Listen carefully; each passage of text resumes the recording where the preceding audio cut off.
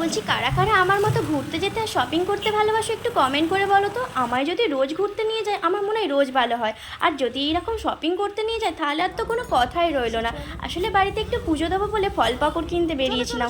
তো ফল পাকড় কিনতে গিয়ে বিল্লাপুরে দেখি না আজকের হাটবার যেহেতু ওই রকম লোক আর ওই রকম জামা কাপড়ের দোকান, এত ভালো লাগছিল। রাত্রিবেলা বা সন্ধ্যাবেলায় কখনোই আমি বিল্লাপুর হাটে বা বিল্লাপুরে আসিনি, এটা দেখে কিন্তু ভীষণ ভালো লাগছিল। এত লোকজন, এত লাইট আর এত জামা কাপড়, যেন মনে হচ্ছে পুজো চলছে।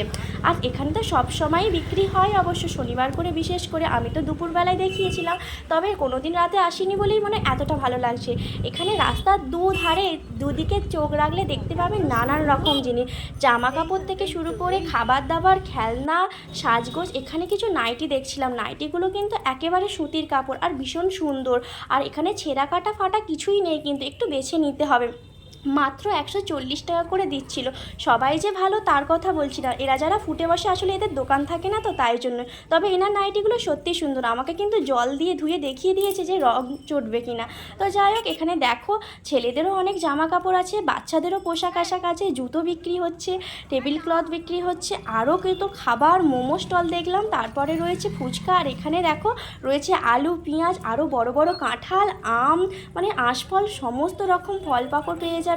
আর এখানে কিন্তু অনেক রিজনেবল প্রাইসে জামা কাপড় পাওয়া যায়। এখানে দেখো কত সুন্দর সুন্দর শার্ট বিক্রি হচ্ছে মাত্র 250 টাকা করে। বাবু মানে বাবার জন্য, মানে পুকুর বাবার জন্যই কিনবো ভাবছিলাম, তো কিনলাম না। আমি বললাম থাক, এখন কিছু কেনা যাবে না, চলো ফল পাকড়গুলো কিনি। তো ফল পাকড়গুলো কিনেই আর কি বাড়ির দিকে আসছি। একটা নারকেলের দাম নাকি 50 টাকা।